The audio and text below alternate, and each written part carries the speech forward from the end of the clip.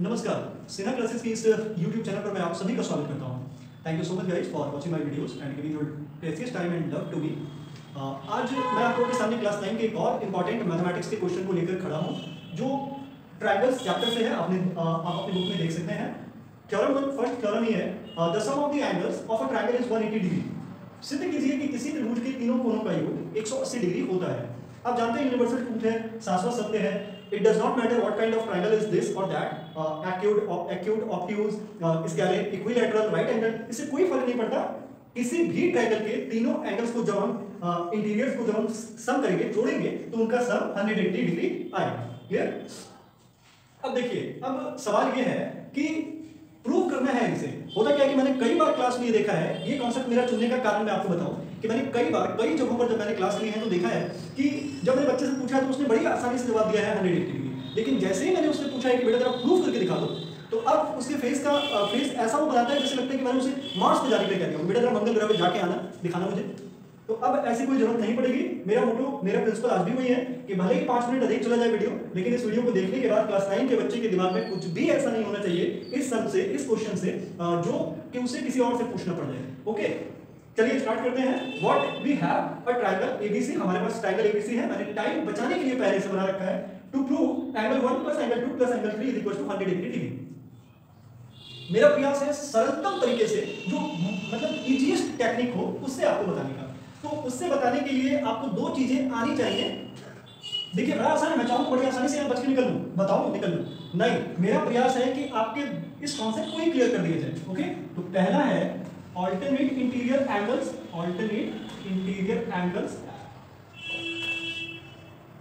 ये पहला कॉन्सेप्ट। और दूसरा कॉन्सेप्ट है लीनियर पेयर। ये दो चीजें आपकी होनी चाहिए, आपको जानकारी होनी चाहिए।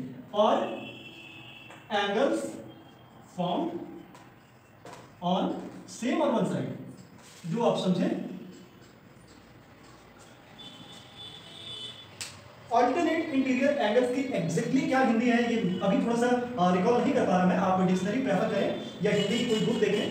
ऑल्टरनेट इंटीरियर एंगल्स जो यहां काम आने वाला है वो आप जरा समझें कि जब two lines, if two lines are parallel and we cut it by a transversal, ये दो पैरेलल लाइंस हैं और हमने इसे ट्रांसवर्सल से काट दिया, तो गौर से देखिए यहां एक एंगल फॉर्म हो गया है।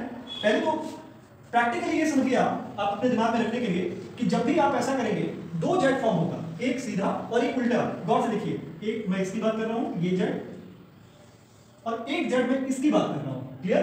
तो जब भी ऐसा फॉर्म होगा तो दोनों ही जेड के ऑपोजिट एंगल्स को ले लीजिए आप। जैसे देखिए, एक ये 1 और एक ये 2, तो angle 1 is always equal to angle 2। इसे ही अल्टरनेट इंटीरियर एंगल्स कहा जाता है। आपके ध्यान से समझिए, यहां भी ये बहुत काम आने वाला है। एंगल 3,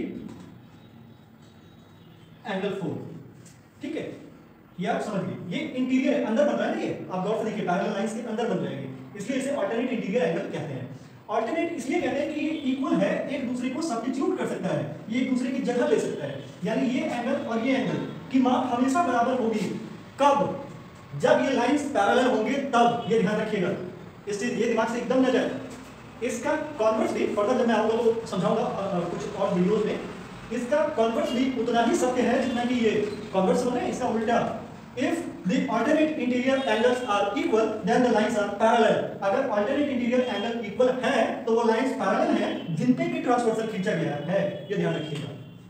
मेरा मानना है कि ये कॉन्सेप्ट आपको क्लियर होगा alternate interior angles का। ठीक है, अब दूसरी बात क्या है कि अगर ये तो बहुत आसान है कि आप कोई भी एक स्ट्रेट लाइन लेंगे और उस पर कोई भी एंगल बनाना, और जब आप उसे सम करेंगे, ऐड करेंगे, जैसे ये एक लाइन खींचा तो दो एंगल बन गए, एक ये छोटा और एक ये बड़ा। तो इस एंगल को जब आप ऐड करेंगे, एंगल 1 और 2, 1 प्लस एंगल 2, तो वो 180 डिग्री होगा। क्यों? क्योंकि सीधी सी बात है कि angles formed on same side और वन साइड। आप समझिए, जो एंगल किसी स्ट्रेट लाइन के सेम साइड बनता है, चाहे वो 1 बने या 10 बने, जब आप उन सबको ऐड करेंगे तो वो 180 डिग्री हो जाएगा। इट मींस यहां एक लाइन खींच दो, यहां एक लाइन खींच दो, यहां एक लाइन खींच दो, यहां एक लाइन खींच दो, यहां एक लाइन खींच दो, कितने भी एंगल्स आप बना लो, जब आप इसे ऐड करोगे ना तो इसका सम 180 डिग्री हो जाएगा। समझ पा रहे हैं? वो होता है प्रोटेक्टर, उसमें भी आपने देखा होगा, वो सेमी सर्कल होता है और स्ट्रेट लाइन होता है। तो ये एक बड़ा कॉन्सेप्ट है। बस आप इतना समझ लें कि लीनियर पेयर हो या angles formed on one side हो, चाहे कितने भी एंगल्स हो, अगर वो एक तरफ बने हैं, एक ही बिंदु से बने हैं, एक ही पॉइंट से बने हैं, तो उन सबका सम 180 डिग्री ही होगा। क्लियर? चलिए अब कुछ नहीं बचा है जो बताया जाए इस सवाल के लिए। तो अब चलिए सॉल्यूशन पे चलते हैं। इतना हमारे पास है। अब कंस्ट्रक्शन देखिए, हम अपनी तरफ से एक कंस्ट्रक्शन करते हैं इस सवाल को सॉल्व करने के लिए। क्या करेंगे? ड्रॉ अ लाइन DAE, एक लाइन यहां खींच देते हैं और इसे नाम दे देते हैं DE, पैरेलल टू BC। ऐसे भी स्टूडेंट लिख सकता है, कुछ गलत नहीं है। Draw line DAE parallel to BC। देखिए सॉल्यूशन मजेदार और सही होना चाहिए, वर्डिंग्स सही और मजेदार होनी चाहिए। कोई प्रॉब्लम नहीं है स्टूडेंट कैसे लिखता है, बस जो वो लिख रहा है वो साफ हो, साफ सुथरा हो और उसमें वो कुछ गलत ना लिखे। स्पेस कोशिश करें कि वो गलत ना लिखे और ऐसे लिखे कि टीचर्स बड़ी आसानी से समझ पाए, फिर मार्क्स कटने की कोई संभावना नहीं है। चलिए अब प्रूफ करते हैं। अब आप ध्यान से देखिएगा, सिंस समझिएगा DAE is parallel to BC and AB is a transversal, DAE और BC एक पैरेलल लाइन है, ये मान के चलते हैं कि AB ट्रांसवर्सल है। तो आप जरा देखिए कि यहां वाला एक एंगल जो बन रहा है एंगल 4 ले लेते हैं, यहां भी एक एंगल बनेगा वो एंगल 5 ले लेते हैं, ठीक है। तो ये वाला एंगल देखिए Z बन रहा है, लाइंस आर पैरेलल, मैंने कहा ना।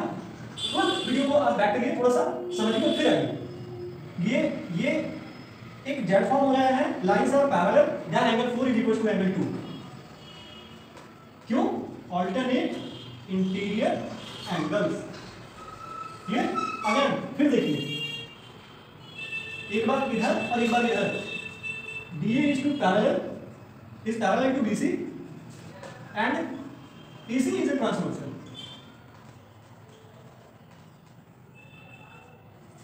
चलिए मजा आएगा, इससे मान लेते हैं कि इक्वेशन 1 है, ठीक है, क्योंकि बाद में हमें सब्स्टिट्यूट करने में अच्छा लगेगा।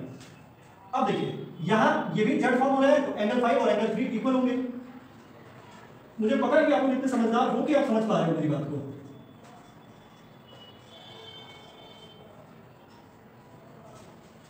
Clear?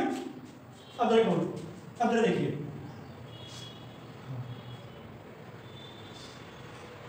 Angle 4 plus angle 1 plus angle 5 is equal to 180 degree. मैं आपसे पूछता हूं क्यों?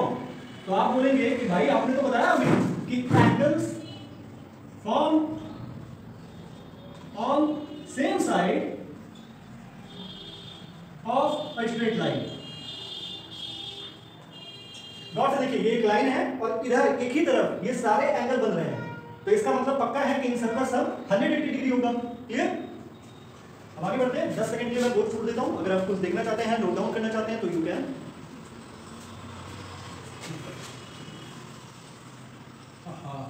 चलिए कोई बात नहीं, अभी मिटा नहीं करूंगा।